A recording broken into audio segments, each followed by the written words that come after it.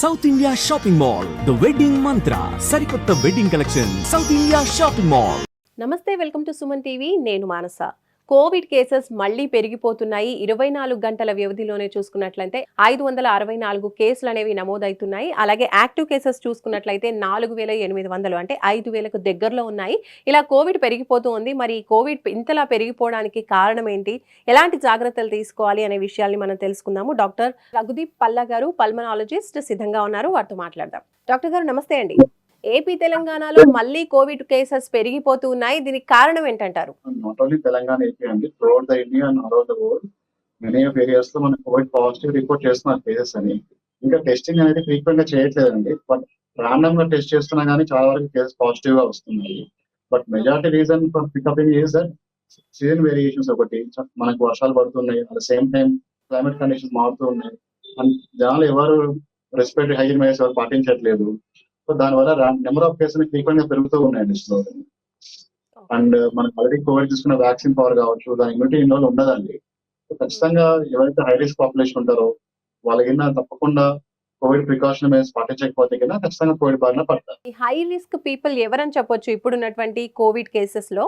Chronic illness ఉన్న వాళ్ళు, like sugar, BP, sugar కానీ, కిడ్నీ సమస్య ఉన్న వాళ్ళు, అధిక బరువు ఉన్న వాళ్ళు, గుండె సమస్య ఉన్న వాళ్ళు, క్యాన్సర్ పేషెంట్స్ కావచ్చు, అట్లా స్మోకింగ్ చేసే వాళ్ళు కావచ్చు, అట్లా వేరే వేరే కారణాల చేత లైఫ్ స్టైల్ చేసే వాళ్ళు కావచ్చు, లైఫ్ లైన్ అంటే క్రానిక్ ఇల్నెస్ ఉంటారు, వాళ్ళందరూ హై రిస్క్ పాపులేషన్ కింద వస్తారండి. అండ్ ఎక్స్ట్రీమ్ పాపులేషన్స్ అంటే ఏజ్ గ్రూప్స్, లైక్ చిన్న పిల్లలు కావచ్చు, మరి చిన్న పిల్లలు కావచ్చు, ఏజ్ మోర్ దెన్ 60 years ఉన్న వాళ్ళు కావచ్చు, ప్రెగ్నెంట్ లేడీస్ కావచ్చు, all these people comes under high risk population. So ఈ హై రిస్క్ పీపుల్ కావచ్చు, ఇంకా ప్రెగ్నెంట్ పీపుల్, అలాగే చిన్న పిల్లలు, వీళ్ళందరూ కూడా ఎలాంటి జాగ్రత్తలు తీసుకోవాలంటారు? జనరల్గా అయితే కింద మనం ఎనీ వైరల్ ఇల్నెస్ కి మనం ఫ్రీక్వెంట్ చెప్పేది రెస్పిరేటరీ హైజీన్ మెజర్స్ అంటారు. లైక్ ఫ్రీక్వెంట్ హ్యాండ్ వాషింగ్స్ ఒకటి, మనం క్రౌడీ ఏరియాస్ వెళ్తున్నప్పుడు కానీ, క్రౌడ్ లో వెళ్తున్నప్పుడు కావచ్చు, మాస్క్ వాడడం ఒకటి, అట్లా ఇవి పాటిస్తే చాలా వరకు మనం ఎనీ వైరల్ ఇల్నెస్ ని మనం ప్రివెంట్ చేసుకోగలుగుతాం. అండ్ ఇప్పుడున్న క్లైమేట్ సిచ్యువేషన్ మీరు చెప్పారు, క్లైమేట్ కండిషన్స్ వల్ల కూడా కోవిడ్ కేసెస్ అనేవి ఎక్కువగా పెరుగుతున్నాయి ఓవరాల్. వైరల్ ఇల్నెస్ ఇది యాప్ క్లైమేట్ అండి. అంటే ఈ క్లైమేట్ కండిషన్స్ లో జనరల్ గా వైరల్ చాలా ఎక్కువగా వస్తుంటాయి. సో మరి ఈ క్లైమేటిక్ కండిషన్స్ కి తగ్గట్టుగా అంటే ఇంకా ఏ విధమైన జాగ్రత్తలు తీసుకోవచ్చు? మనం ప్రాపర్ గా డైట్ తీసుకోవడము, హైడ్రేషన్ మెయింటైన్ చేసుకుంటా ఉండడము, ఓకే, అడిక్వేట్ స్లీప్ ఉండడము, చర్యలకు దూరంగా ఉండడము, ఇవి చేసుకోగలిగితే మాక్సిమం మన ఇమ్యూనిటీ పవర్ పెంచుకోవడానికి ట్రై చేసుకోవచ్చు. At the same time exposure అనమాట. అంటే మన ఇమ్యూనిటీ బాగానే ఉంది కదా అని మన వైరస్ కి ఎక్స్పోజ్ అవుతా అంటే మాత్రం అది మనకి సమ్ టైమ్స్ మనకు ప్రాబ్లం అయ్యే అవకాశం ఉంటుంది. కాబట్టి వీలంత వరకు మనం క్రౌడ్ ఏరియాస్ లో వెళ్లకుండా అవాయిడ్ చేస్తే బెటర్. అండ్ ఇప్పుడు బూస్టర్ డోసెస్ ఏమైనా తీసుకుంటే బెటర్ అంటారా? మీరు చెప్తున్నటువంటి రిస్కీ పీపుల్ కావచ్చు, లేదంటే బెటర్ కానీ అంత ఫ్రీక్వెంట్ గా అయితే అవైలబుల్ అయితే లేవు యాజ్ ఆఫ్ నౌ అయితే బూస్ట్ డోసెస్ కూడా. ఒకవేళ మీకు అవైలబుల్ ఉంటే కానీ ఖచ్చితంగా తీసుకోండి. అండ్ ఇప్పుడు వచ్చినటువంటి ఈ కోవిడ్ వేరియంట్ ఎంత వరకు రిస్కీ అని అనొచ్చు? ఇప్పుడు లాస్ట్ టైం అయితే చాలా సివియర్ కేసెస్ 95% కేసు ఇప్పుడు దాకా వచ్చే కేసులు హై రిస్క్ కేసెస్ తక్కువ చూస్తున్నామండి.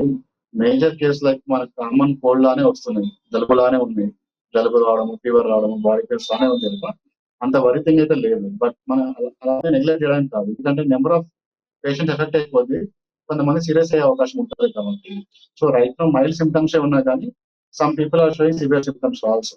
బట్ ఆ పర్సెంటేజ్ తక్కువనే ఉంది. కన్నా డేంజరసా? ఇప్పుడే మనం అనుకోవడానికి అయితే ఏం లేదండి, డేంజర్ అని చెప్పడానికి లేదు, అలా అని మనం నెగ్లెక్ట్ చేయడం కూడా ఏం లేదు. First wish follow the precaution measures అండి. మనం జాగ్రత్త పడితే మంచిది.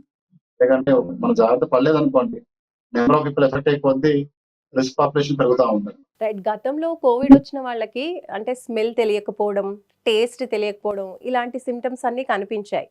సో ఇప్పుడు కూడా అలాంటి సేమ్ సిమ్టమ్స్ ఉంటాయి అంటారా? అసలు కోవిడ్ వచ్చింది అనేది ఎలా తెలుస్తుంది, ఎలా తెలుసుకోవచ్చు అంటారు?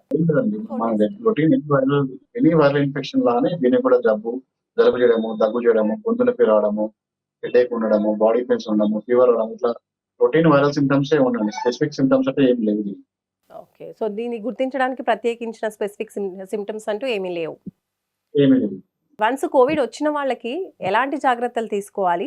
తొందరగా కోవిడ్ పోవాలంటే ఎలాంటి ఫుడ్ని, వాళ్ళు ఇమ్యూనిటీ బూస్టింగ్ కోసం ఎలాంటి ఫుడ్ని తీసుకోవచ్చు?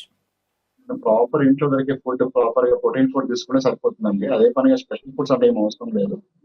అది హెల్తీ డైట్ తీసుకుంటే better. More of protein quantity ఉంటే కొంచెం చూసుకుంటే బెటర్ గా ఉంటుంది. ఏదైనా సరే బాగా వేడి అన్నం ఉడికించుకొని తిన్నాము, అలా చేసుకుంటే బెటర్.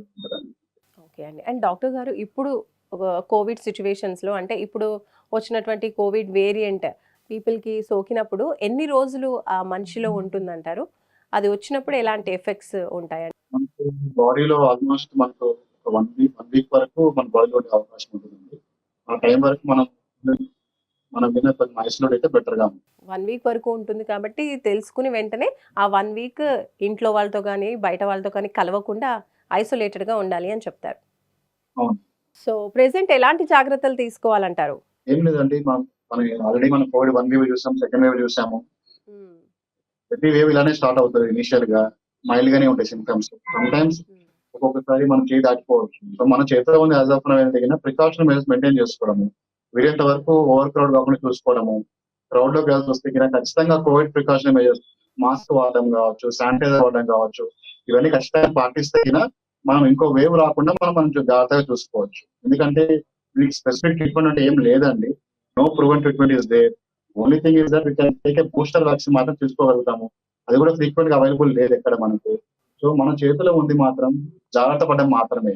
అంటే ప్రికాషనరీ మెజర్స్ అన్నమాట. ఎవరైతే హై రిస్క్ పాపులేషన్ ఉంటారో వాళ్ళు వీలైనంత వరకు అవాయిడ్ చేసుకుంటే బెటర్ అండి. రైట్ డాక్టర్ గారు. Thank you so much. Right అండి. Thank you.